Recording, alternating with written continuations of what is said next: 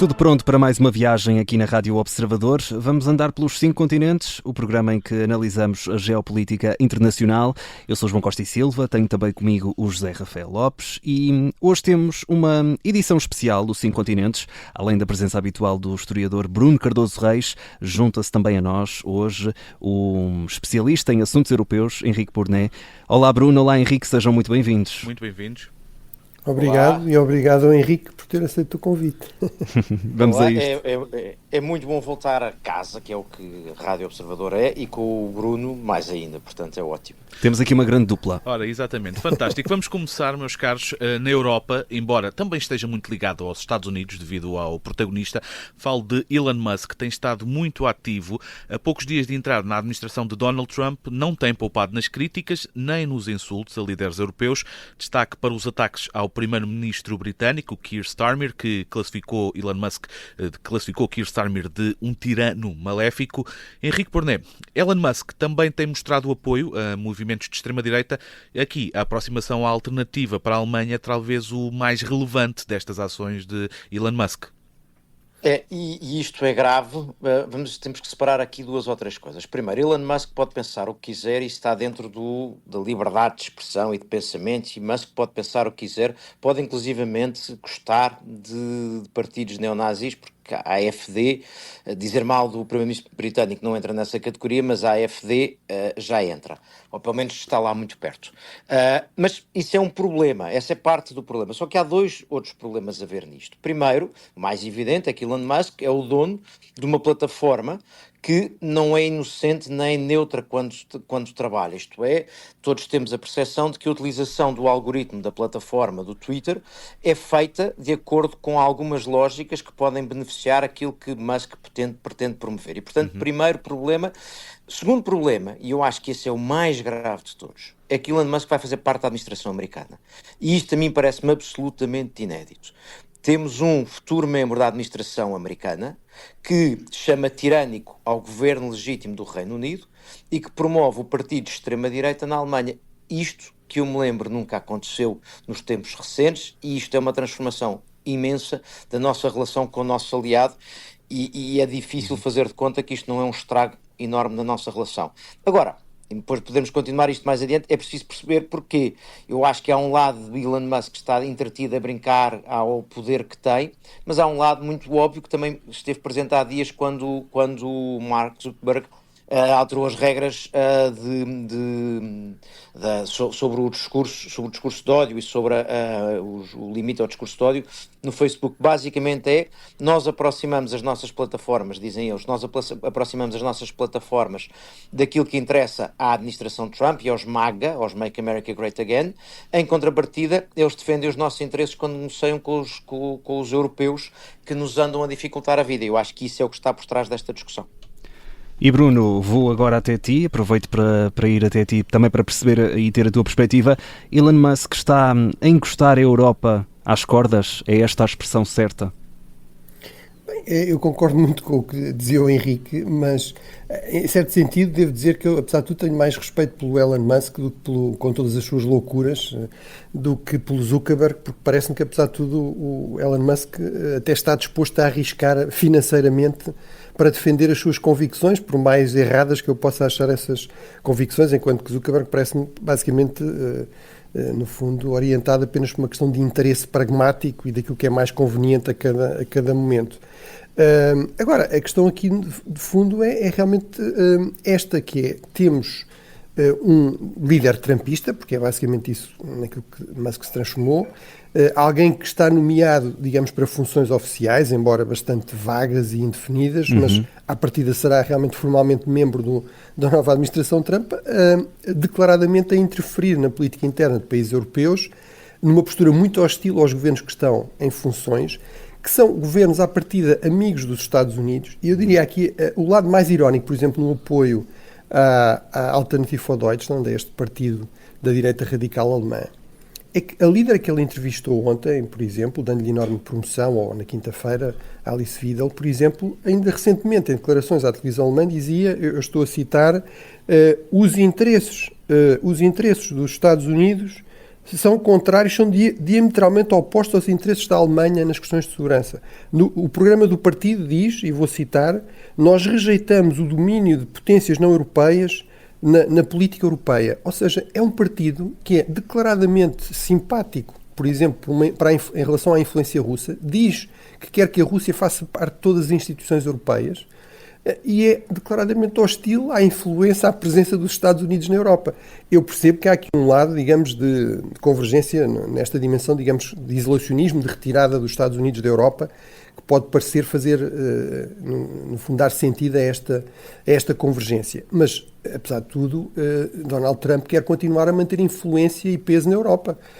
Imagino eu, portanto, é em relação a partidos deste tipo que Musk está realmente a manifestar o seu apoio. Portanto, é realmente, claramente, uma visão completamente ideológica da política externa que tem muito pouco a ver com os interesses americanos, mas essa parece ser a tendência dominante e eu sempre suspeitei que realmente o trumpismo ia fazer isto, ou seja, um dos impactos que ia ter a nível global e regional, mas, por exemplo, em termos da Europa, era realmente ter uma política externa ainda mais ideológica do que no primeiro mandato, até em função das pessoas que estão próximas de Trump desta vez, e muito hostil em relação aos partidos, aos grupos políticos que têm tradicionalmente dominado a política europeia e muito favorável a grupos radicais que querem acabar com a União Europeia tal como ela existe, querem acabar com muitos regimes europeus tal como eles existem atualmente.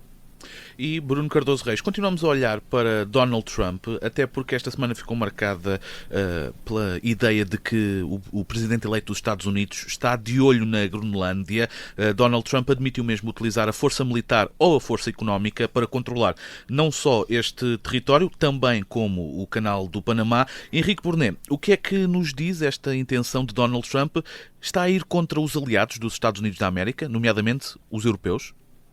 Eu acho que aquilo que o Bruno estava a dizer é um bom ponto de partida para analisarmos isto tudo, ou seja, que é a relação dos Estados Unidos com os seus aliados tradicionais. E eu acho que a grande transformação, há aqui uma grande transformação na política americana na perspectiva de Trump, que é, eu tenho resumido isto dizendo, eu acho que a política americana em Trump, muito mais do que America First, é uma espécie de America Only, isto é, em vez dos Estados Unidos se verem como líderes do Ocidente e terem o peso que isso implica, mas também terem os custos que isso implica, nomeadamente de apoio aos aliados e de uma boa relação com os aliados e de terem aliados que os defendem, a atitude do America Only é os meus interesses, eu tenho uma lógica de interesses e trato os meus aliados ou os meus adversários exatamente da mesma maneira, isto é, negocio de forma brutal. Ponto 1. Para a análise, eu acho que é isso que permite isto, ou seja, não há uma próxima relação com os aliados como era tradicional. Depois, também não há o ataque aos não aliados, isto é, nem Musk nem Trump falam de Putin, por exemplo, como falam dos europeus, quer dizer, chamar tirânico ao governo britânico e depois tratar Putin como se fosse um cavalheiro, dá aqui sinais de com quem é que estão dispostos a pegar-se. Agora, a questão da Groenlândia, como a questão do Canal do Panamá, eu acho que depois nós temos de fazer aqui uma distinção, que é uma espécie de, quando alguém está a apontar para a Lua, não ficarmos a olhar para o dedo. Ou seja, o tom que Trump usa para dizer certas coisas é intencional para chocar e para provocar escândalo, mas aquilo que é importante é perceber de que é que ele está a falar. Portanto, primeira coisa, o que Trump está a dizer é que os Estados Unidos, olhando para o que se está a passar, curiosamente, reconhecendo, portanto, as alterações climáticas, têm noção que a Groenlândia vai ganhar uma importância enorme, seja porque está acesso a matérias-primas importantes, seja porque, em termos de rota de transporte no futuro, vai ser importante. E não querem a China nem a Rússia a ter prioridade ali. Ora bem, tradicionalmente nós, Ocidente, nós europeus, também pensaríamos exatamente como os Estados Unidos. E de resto, os Estados Unidos têm uma base militar na Groenlândia. O que é estranho nisto tudo é que o começo de conversa seja um começo agressivo. Vamos lá ver uma coisa, os Estados Unidos também tiveram interesse, e continuam a ter, mas tiveram a certa altura um interesse enorme na base das lajes. Eu até admito que em privados tenham explicado ao governo português em algum momento, sobretudo ali a seguir ao 25 de Abril, que se fosse muito difícil talvez pudesse entusiasmar ainda mais os movimentos independentistas dos Açores, mas nunca andaram a dizer publicamente que se fosse preciso invadiam os Açores. E é este tom que não faz sentido entre aliados. Portanto, a mesma coisa, e já adiante eventualmente falaremos um pouco do Panamá, mas os Estados Unidos até já usaram força militar para, entre outras coisas, garantir este tipo de bens e de acessos. O que não faz sentido é tratar os aliados desta forma e põe-nos todos a discutir o dedo, isto é, a maneira como é dita, e a olhar menos para a questão de fundo, porque na questão de fundo, em teoria, devíamos estar razoavelmente alinhados. E Bruno Cardoso Reis, pegando aqui nas palavras do Henrique Burnet, qual é a importância deste território que leva Trump a tomar este tipo de ação? Bem, eu, mais uma vez estou muito de acordo com o Henrique, ou seja, realmente não é um disparate dar grande importância à Groenlândia. Pode parecer, porque é uma ilha gigante coberta de gelo, não é? Com 60 mil pessoas, portanto, menos do que uma cidade média em Portugal, provavelmente, mas realmente este território, com 2 milhões de quilómetros quadrados, é estratégico em termos do controle das rotas no Ártico, é muito importante em termos de vigilância, por exemplo, tudo o que tem a ver com defesa aérea, defesa antimíssil dos Estados Unidos, mas para isso já existe lá uma base militar, provavelmente há recursos minerais muito importantes também para explorar, mas tudo isso podia ser discutido de forma amigável. O Canal do Panamá, enfim, 5% da navegação do comércio mundial passam por lá, é crucial para os Estados Unidos, é por isso que os Estados Unidos foram, de facto, o construtor do Canal do Panamá, o principal financiador do Canal do Panamá entre 1904 e 1914. É muito importante até em termos militares, porque uma das grandes vantagens dos Estados Unidos em termos geoestratégicos é que é uma potência bioceânica, é a única grande potência bioceânica, tem acesso desimpedido ao Atlântico e ao Pacífico, mas depois tem ainda esta vantagem adicional que é a relativa curta distância da sua costa, das suas bases, tem este canal que permite a navios passarem, a navios de guerra inclusive, passarem do Pacífico para o Atlântico e vice-versa, mas tudo isso também está garantido pelo tratado. Agora, também já discutimos aqui, por exemplo, há realmente uma influência económica crescente da China no Panamá, não no funcionamento do canal, isso está regido pelo tal tratado e é exclusivo do Estado, digamos, panamenho, mas, por exemplo, nos portos panamenhos há realmente uma presença crescente de empresas chinesas. Agora, realmente, como dizia o Henrique, aqui a questão sempre é o tom, o tipo de atitude. A mim parece-me que Donald Trump realmente não é bem interpretado como sendo um isolacionista. Ele é alguém que está muito numa tradição que é descrita por um historiador da política externa americana, Walter Russell Mead, como jacksoniana, ou seja, é alguém que não quer ser constrangido por alianças, não quer ser constrangido por tratados e pela lei internacional, ou até interna. Portanto, é um presidente que quer ter o poder para fazer o que entende que são os interesses dos Estados Unidos, mas isso não significa que não esteja disponível a intervir em termos externos, agora de forma unilateral, ou com coligações ad hoc, ou sempre numa visão muito restritiva. Mas, também, Bruno, do que é que são os interesses americanos. Bruno, não há aqui nenhuma margem para haver contestação? Ou Donald Trump acaba por ter quase uma carta branca? Eu acho que há muita margem para haver contestação, ou seja, eu até acho que, não sei se o Henrique estará de acordo, mas acho que os países europeus têm de ter uma posição mais assertiva em relação a Donald Trump. Eu estou muito naquela linha, por exemplo, da ministra Friedland do Canadá, que entrou em ruptura, aliás, com o primeiro-ministro e se demitiu por causa disso. Donald Trump só percebe a força e só respeita a força. E, portanto, os países europeus têm de ser, eventualmente, até mais assertivos e mais críticos, a dar troco a este tipo de postura, a dizer que isto vai ter consequências, a ameaçar com essas consequências e depois então, ao mesmo tempo, a dizer também estamos disponíveis, obviamente, para negociar. Mas realmente eu acho que isto é inaceitável no tom, acho que é contraproducente, acho que inclusive, por exemplo, facilita a vida a países como a Rússia ou como a China. Quer dizer, se os Estados Unidos dizem nós queremos a Groenlândia porque é importante para nós e, portanto, devemos tomar conta da Groenlândia, quer a Dinamarca queira ou não, qual é o argumento para só pôr à China invadir Taiwan ou para só pôr à Rússia invadir a Ucrânia? Henrique Burnet, é preciso ou não uma posição mais assertiva por parte dos países europeus?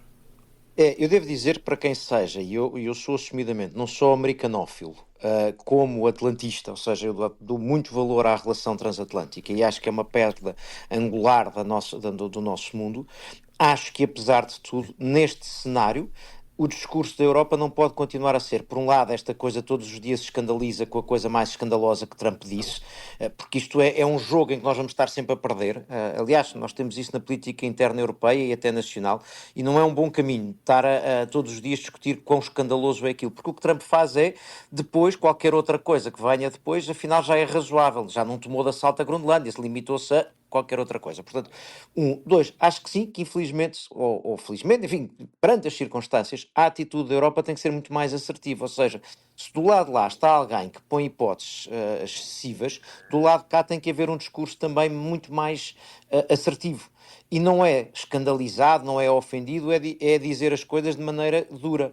Agora, eu tenho a maior das dúvidas que nós daqui a 5 anos estejamos a celebrar o sucesso que uma coisa destas foi para os Estados Unidos, para a Europa e para o Ocidente em geral. Eu acho que isto vai ser prejudicial para todos, mas não me parece que haja um caminho muito alternativo e todos os dias os europeus carpirem com tristeza ver esta evolução americana. Têm razão, mas não vai ter resultado. Portanto, acho que vai ter que se ter um discurso um bocadinho mais duro, sem prejuízo de ter consciência de que isso vai convencer, por exemplo, a Rússia, de que o afastamento entre os Estados Unidos e a Europa lhes dá a carta branca para fazerem outras coisas, que é uma preocupação com a qual nós vamos ter que viver nos próximos tempos. Bruno Cardoso Reis e Henrique Porné, vamos ficar por aqui, aliás, nesta primeira parte, daqui a nada voltamos para uma segunda parte em que vamos continuar a olhar para a Europa, isto sem esquecer a situação também em Moçambique, que está longe de ser resolvida e que, aliás, tem estado várias vezes enquanto tema aqui no 5 continentes. É já a seguir às notícias. Até já.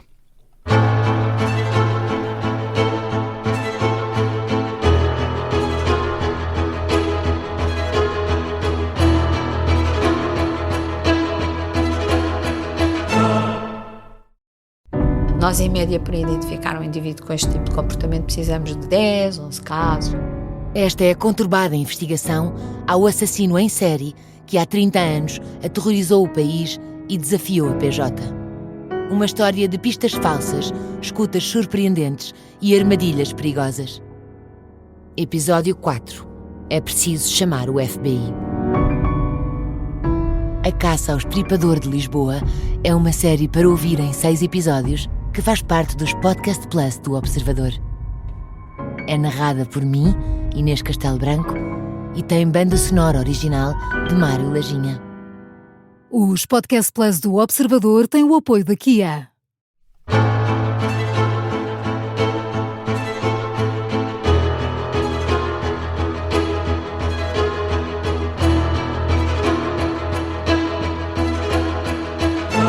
Segunda parte do 5 continentes aqui na Rádio Observador, com o historiador Bruno Cardoso Reis e hoje também com a presença especial do especialista em assuntos europeus Henrique Porné. Sejam muito bem-vindos de volta. Vamos olhar para a Europa, nomeadamente para o relatório sobre a competitividade europeia, feito por Mário Draghi. E Henrique Porné, vou primeiro até ti. O documento fala numa perda da Europa face aos Estados Unidos e também em relação à China.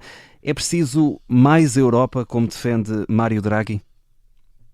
Ora bem, esse é, se quisermos, a primeira parte do problema, é que nós estamos num tempo em que, por um lado, as conclusões dos 3 relatórios, o Draghi é o mais importante, mas há mais 2, o relatório Letta, que foi encomendado pelo Conselho, e há aqui um pequeno detalhe para quem olha para a política europeia que não é irrelevante, que é o relatório Draghi é uma encomenda da Comissão Europeia e o relatório Letta é uma encomenda do Conselho, ou seja, dos governos. Estas coisas, de vez em quando, neste jogo de poderes, não são irrelevantes. E depois ainda há o relatório Ministro, que é do ex-presidente finlandês sobre segurança e defesa. Mas o ponto mais relevante é exatamente o que dizias.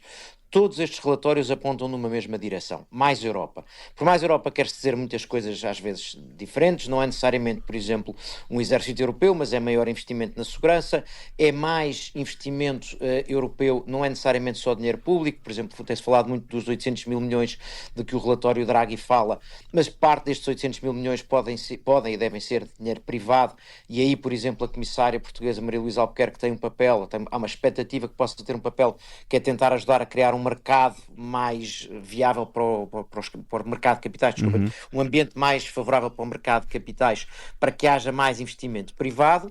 Agora, tudo isto acontece ao mesmo tempo que nos Estados-membros, nos países, as eleições, e isto tanto nas eleições nacionais como nas eleições europeias, dão a vitória a partidos que são menos Europa, ou seja, mais soberanistas e menos europeístas. E, portanto, há aqui, parece-me, um risco de choque, sobretudo porque estes países, partidos soberanistas, nós podíamos estar a assistir a um reforço de partidos até um pouco soberanistas, mas com uma boa capacidade de diálogo, mas não é esse o caso. Ou seja, se nós daqui a uns tempos estivermos à frente da Áustria, como parece provável, um partido de direita radical, temos na Holanda isso também. Se tivermos em França ou na Alemanha não é uma hipótese, em França é uma hipótese, e eu acho que esta nossa conversa é mais sobre como é que se faz o enterro da Europa, mas isso é outro assunto, esperemos um pouco. Mas se estes partidos a crescerem, não são partidos que tenham a propensão para chegar ao Conselho, onde se reúnem os governos dos Estados-membros, se sentarem e dizerem vamos construir uma solução mais europeísta. Ou seja, para clarificar o que eu estou a dizer, durante a crise das dívidas soberanas, à volta de 2011, a resposta foi mais Europa, mas foi uma resposta mais Europa a partir do Conselho, isto é, a partir dos governos, Merkel e Sarkozy e anteriores.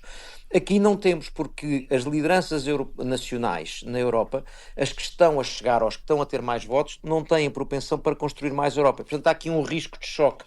Quando, voltando ao que falávamos na primeira parte, é muito difícil achar que nós podemos reagir à circunstância internacional sem reforçarmos a Europa. E isto diz-vos um não federalista. Bruno, este relatório Draghi, como ficou conhecido, é um relatório que gera posições bastante divergentes. Bem, quer dizer, aparentemente houve um grande consenso no elogio ao relatório e da parte destes grupos basicamente ignorar, mas eu estou muito de acordo com o que diz o Henrique, aliás até pegando no que ele dizia na parte anterior, no fundo aqui o drama todo é, quer dizer, num contexto internacional muito adverso, com uma Rússia extremamente agressiva, com uma China cada vez mais assertiva, portanto, com regimes autoritários cada vez mais a coligarem-se e a tentarem influenciar a agenda internacional em diferentes continentes, a única possibilidade que eu vejo, sobretudo da Europa, mas mesmo dos Estados Unidos, conseguirem contrariar isso e manter um papel-chave, enfim, os Estados Unidos terão sempre um papel muito importante, mas terão muito mais eficácia se tiverem aliados, uma coligação importante de aliados à sua volta, é realmente a coesão do Ocidente, ou seja, no fundo este laço transatlântico entre a Europa e os Estados Unidos manter-se forte. Ora, não parece que isso seja muito viável com Donald Trump, mas também não parece que, mesmo em termos da União Europeia, seja muito realista esperar, como dizia o Henrique, nos próximos tempos, realmente grandes iniciativas ou uma grande coesão, desde logo também para lidar com o próprio Donald Trump, posições muito fortes, porque temos governos extremamente frágeis. Esta é a realidade já na França e na Alemanha, por exemplo, e é bem possível que haja eleições antecipadas em França a qualquer momento, que o governo volte a cair. É possível que, mas isso só poderá ser no verão, porque por causa das regras constitucionais, com essa possibilidade do próprio presidente Macron acabar por ser forçado a demitir-se. Na Alemanha sabemos que teremos eleições em fevereiro, mas provavelmente será preciso uma coligação complicada, negociações complicadas que se podem prolongar durante meses, e que temos estes extremos, quer à direita, quer à esquerda, porque na Alemanha também há um novo partido populista de extrema esquerda, muito hostil à União Europeia, muito hostil à NATO, muito hostil ao apoio à Ucrânia.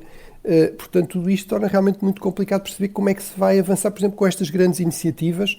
Agora, Draghi aponta para um problema que nós, por exemplo, muitas vezes discutimos no Café Europa, que é, realmente a Europa tem um problema seríssimo de capacidade não só de inovação, mas sobretudo de inovação que depois se traduza em criação de empresas, em criação de emprego, em produzir produtos novos, tecnologias novas, não é? Muitas vezes as inovações até acontecem, mas depois os inovadores vão para os Estados Unidos ou eventualmente vão para a China, não é? É isso, Bruno. Eu acho que há aqui duas coisas que são importantes. Uma é no relatório Draghi, é essa análise muito correta de que um dos dramas da Europa é perder, no fundo, muitas vezes chama-se o Vale da Morte, só que aqui não é o Vale da Morte, é o Vale da Imigração, que é boas ideias europeias que, quando estão à procura de dinheiro e de crescer, dos inovadores, vão para os Estados Unidos. Não são só historiadores que vão para os Estados Unidos durante um ano fazer umas sabáticas, como está aqui à conversa connosco. Há essas, só que esses voltam mas aqui temos estas empresas que fazem isto. Isto é um dos pontos do problema e por isso é que eu há pouco falava da importância que pode ter o portfólio da comissária Maria-Luísa Albuquerque. Mas há o outro lado disto, que é o relatório Draghi faz-me lembrar aquilo que aconteceu muito em Portugal na altura da Troika, que havia muita gente a dizer que as reformas que a Troika propunha eram todas muito certas, exceto na área da sua indústria, em que aí as pessoas achavam que a Troika não sabia nada.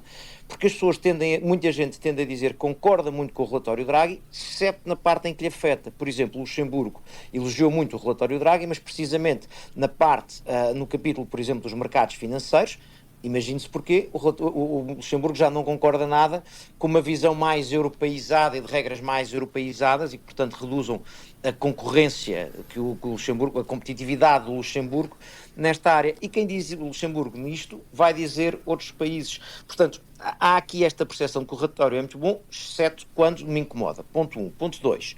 O relatório não é a bíblia do que vai acontecer agora a seguir, porque agora a seguir a Comissão Europeia vai apresentar propostas em que muitas vezes vai usar o relatório como pretexto, mas a verdade é que a Comissão só põe cá fora coisas que têm alguma probabilidade de passar no Parlamento e no Conselho, isto é, nos deputados do Parlamento Europeu e nos governos. Ora, se tiver noção de que há resistência e resistência suficientemente grande para impedir a aprovação de algumas propostas, a Comissão não perde tempo a pô-las cá fora.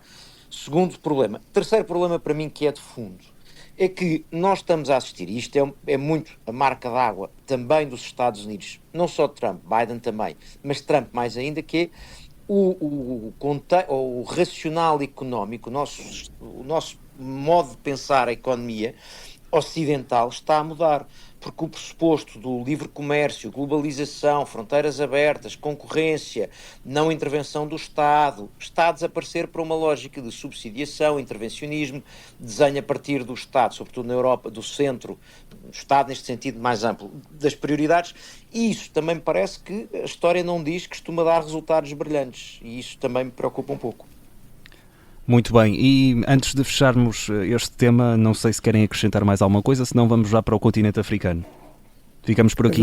Avancemos para a África. É isso mesmo. E Bruno Cardoso Reis, vou mesmo para ti. Destaque para Moçambique, em que a incerteza ainda paira sobre o país. Daniel Chapo toma posse no dia 15, ou seja, já na próxima semana, mas Venâncio Mondlane regressou e proclamou-se presidente perante uma multidão. Como é que esta situação se pode desenvolver ainda, Bruno, em Moçambique? Sim, e é também aqui interessante ver, no fundo, o ângulo europeu, ou seja, o que é que a Europa pode fazer. Por exemplo, os países europeus têm sido criticados por vezes pelos apoiantes de Venâncio Mondlane ou por ativistas por não serem mais assertivos.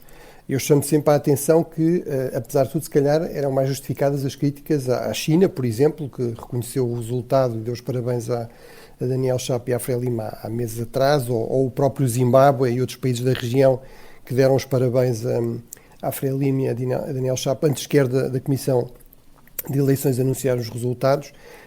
Mas, em todo caso, isto mostra como realmente a Europa muitas vezes é apanhada nestas expectativas cruzadas e contraditórias, não é? Se calhar as mesmas pessoas que acusam a Europa de interferência excessiva nos assuntos internos em certos países, depois a seguir têm a expectativa que a Europa seja exemplar na defesa da democracia. E têm depois a suspeita que quando isso não acontece de forma assim tão assertiva tem a ver com interesses económicos, etc., que também foi uma questão que surgiu. Eu estive a rever a posição oficial da União Europeia, que é muito semelhante, aliás, à portuguesa, à posição oficial portuguesa. Portanto, basicamente tomarmos nota da declaração formal do Conselho Constitucional, dos resultados, e anunciando que Daniel Chapo será o presidente, mas depois passando para a grande preocupação. Portanto, é uma linguagem também muito típica da União Europeia, extremely concerned, não é? Portanto, grande preocupação com a violência pós-eleitoral, com a perda de vidas e, no fundo, apelando a todos os lados envolvidos que, de facto, não haja violência, para que procurem conter, no fundo, estas tensões e para terem em conta a questão do respeito pelos direitos humanos e também apelando, no fundo, a que haja, no fundo, um processo negocial que tenha em conta as alegações credíveis de fraude. Mas depois, terminando, mais uma vez é praticamente exatamente a fórmula usada pelo governo português, sublinhando a importância para a União Europeia da parceria com Moçambique. Portanto, aqui parece-me que isto mostra bem, por um lado, e só 2 pontos muito breves, por um lado, os limites reais de que os europeus estão cada vez mais conscientes da sua influência, Ou seja, há muito esta ideia que, por exemplo, a pressão extrema que foi usada na Venezuela não teve grandes resultados, seja para o povo da Venezuela, seja para o processo democrático na Venezuela. E isto resulta, sobretudo, de estarmos num contexto global em que, ao contrário dos anos 90, por exemplo, do século passado, do pós-Guerra Fria, daqueles anos logo a seguir ao fim da Guerra Fria, há muitas alternativas ao investimento, ao apoio, à ajuda, ao armamento ocidental. É possível ir buscar apoio militar à Rússia, é possível ir buscar investimento à China, comércio com a China e com outros regimes autoritários.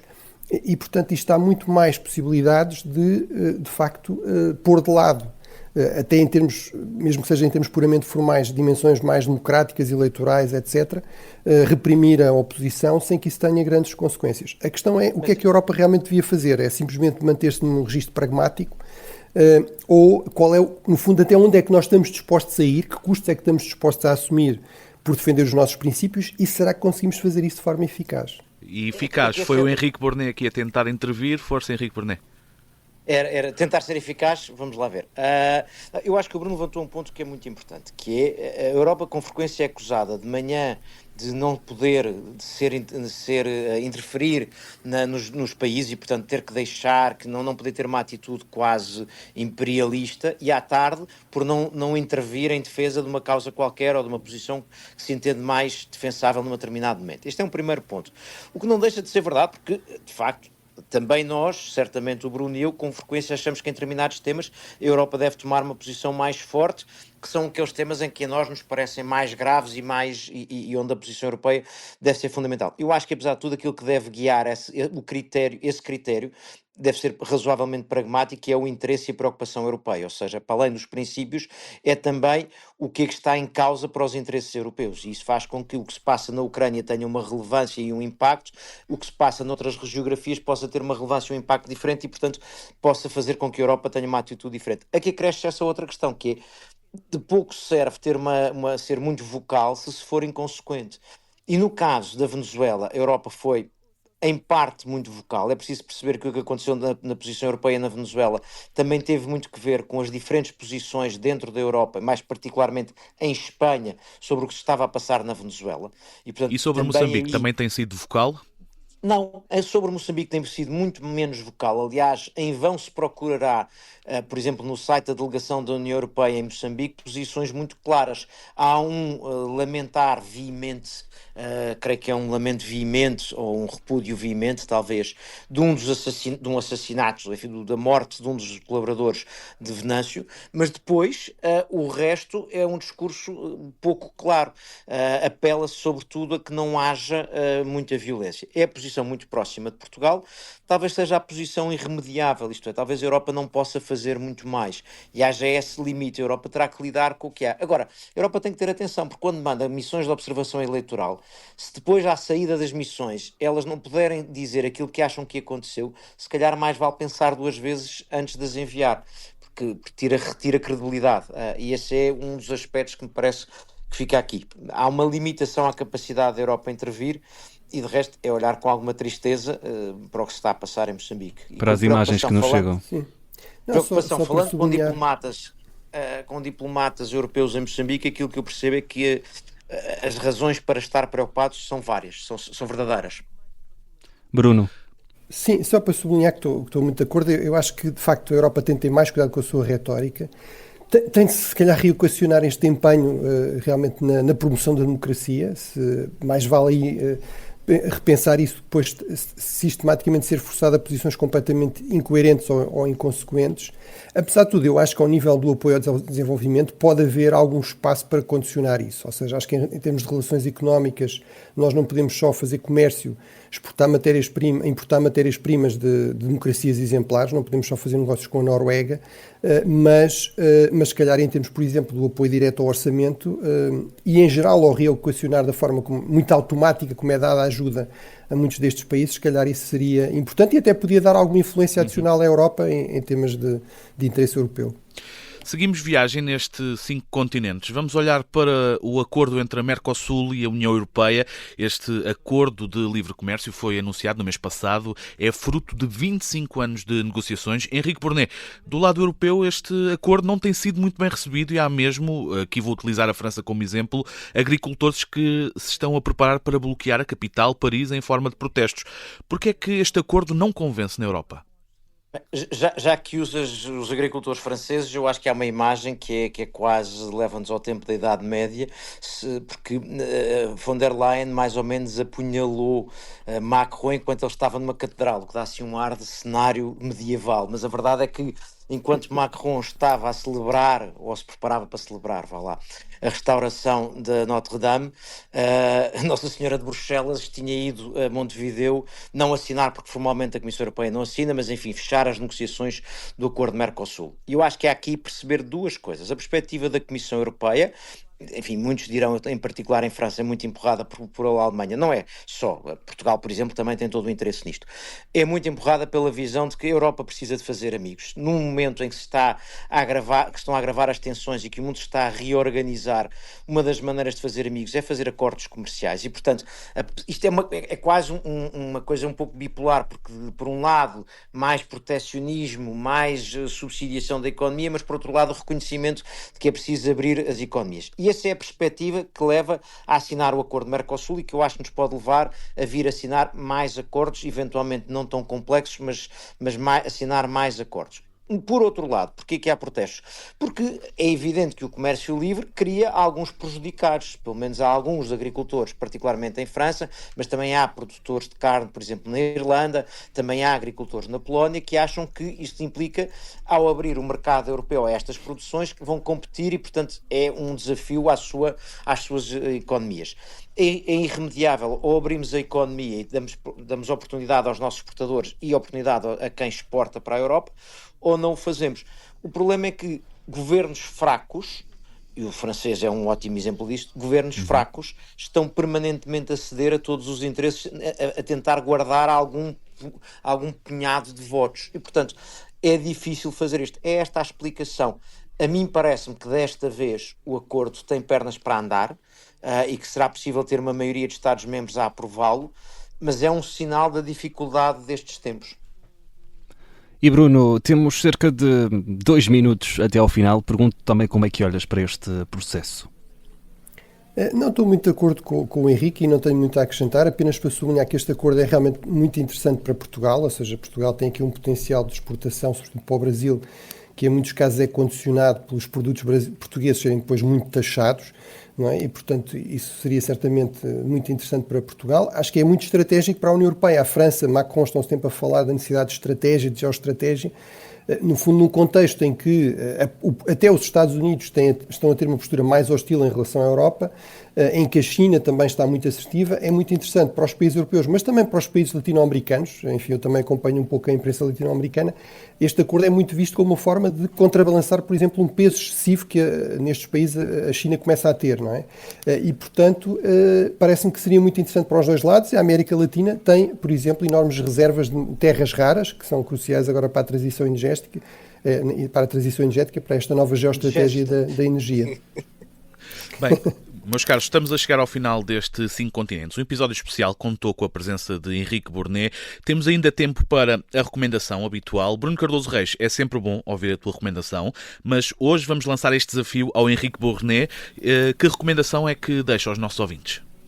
Vou deixar duas. Um de um livro que estou a meio, do Fareed Zakaria, chamado Age of Revolutions em inglês, não me lembro da tradução em português, mas que me parece interessante para tentar perceber este mundo em que estamos em enorme transformação e que me parece ter uma ponta de otimismo no sentido de nos tentar ajudar a perceber que nestas grandes transformações sociais é natural e económicas, é natural haver transformações políticas e que talvez seja possível procurar um caminho para lhes responder. Dá exemplos de outras no passado e parece-me que tenta apontar uma luz. E já agora, para ser mais otimista do que o discurso que tivemos aqui, um artigo publicado esta semana no Expresso pelo Presidente da Comissão Europeia, Durão Barroso. Eu ainda não li o artigo, ou assim, um artigo de opinião, mas que é um artigo otimista porque o título do artigo é Como Trump pode ajudar a Europa, e a tese central é de que a Europa pode ser mobilizada por Trump como sendo um catalisador e reagir de forma estratégica.